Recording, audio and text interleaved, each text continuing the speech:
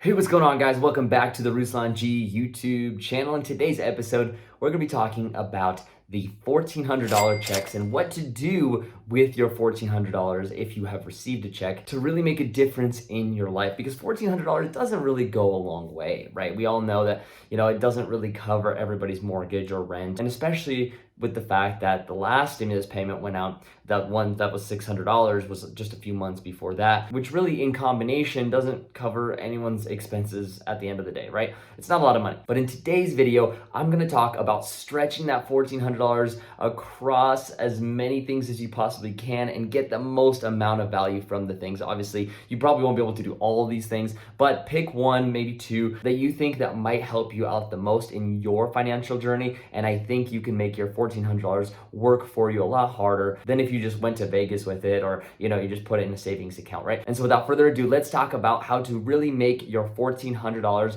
go a lot further than what it's really worth. Let's go.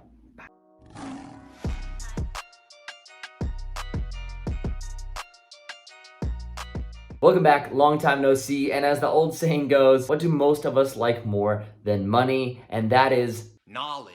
And obviously the best investment you can possibly make with $1,400 is into yourself, whether it's like a course that you might want to buy, or maybe you want to invest into books. And obviously I'm not here to sell you a course, or I don't have a particular course that I think you should buy. Most information is out there for free. If anything, the only thing I would say isn't free necessarily is like self-help books, like right behind me here. Let me just show you. So like any of these books, like 20, 30, 40 bucks, it goes a long way. And at the end of the day, it can teach you a lot about investing, personal finance, self-development, any of these skills, and then so much more. Maybe where you're at in life is you're lacking a little bit on the health side, or maybe you're lacking on the happiness, or maybe you're lacking on your own financial status and well-being. But no matter what it is, everyone is different, and there's probably a book that is gonna help you get there. And maybe you might have to read 2, 3, 4, 5 books in order to get to where you want to go. But books aren't very expensive, and honestly, buying like 10, 15 books, reading them and implementing them is probably going to bring you more value into your life than $1,400 sitting in a savings account by far. This is one of the biggest ways that your money can work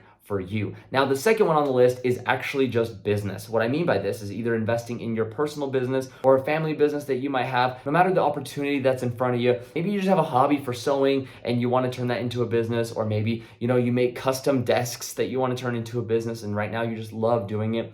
$1,400 can go a long way when you're investing into a business, especially if you already have something that you love doing and maybe you aren't sure how to turn it into a business, whether that's selling it online or spending it on marketing, maybe developing a website. Any of these things can help you grow your business. Obviously, you need to have a hobby that can be monetizable, but most of us like to do things other than just watch Netflix and chill. So that shouldn't be hard to find, and in the end is probably the best use of your money next to the previous option. Next on the list is fixing that bad credit. If you have bad credit, if you're watching this and your credit score is below 700, pay off some debt.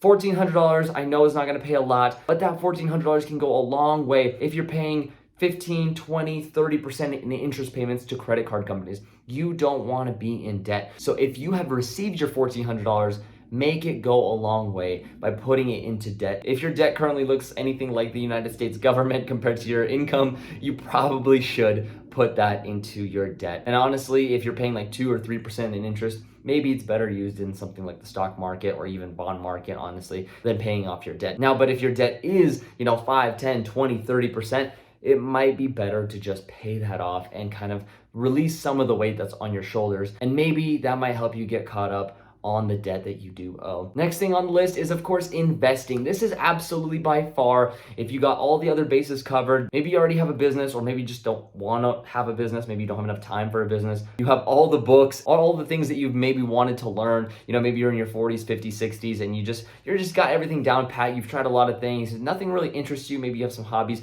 but really nothing really interests you in the reading world, and you're like, okay, I don't want to do knowledge, I don't want to run a business, all my debt is paid off, my car's paid off, my house is paid off. Now what? Well, you can take that money and invest it. Obviously, for beginners, I would recommend just ETFs. Obviously, this is not financial advice, but I would recommend ETFs for people that are just starting out. You can put your money in growth stocks or dividend stocks or a mixture of both. And you can start by just getting your feet wet a little bit, right? You can just throw in $40, you can throw in $100, you can throw in $200. You don't need to put your whole $1,400 into the stock market right away, especially if you're just starting out. I would slowly put money in, get comfortable with it, especially when it goes up and down, up and down. And if the stock market ends up being red for the first 2 weeks of your investments and you've thrown in your whole life savings, whether that's $1,400 that you just received, or maybe your whole portfolio that you're like, hey, I just want to build my first retirement account, and that's great and all. But at the end of the day, if the market's red for 2 weeks, you're gonna have a lot of pain versus a lot of gain. And you might even consider selling at a loss, and that's a no. Don't do that to yourself. Don't put yourself in this financial stressful situation. If you're just beginning, just dollar cost average in and get comfortable with the markets. And really make sure you subscribe to the YouTube channel, because I give you guys a lot of insightful tips and things that you can do and study and hopefully even learn from. And if you did in this video, smash that like button. And as an extra bonus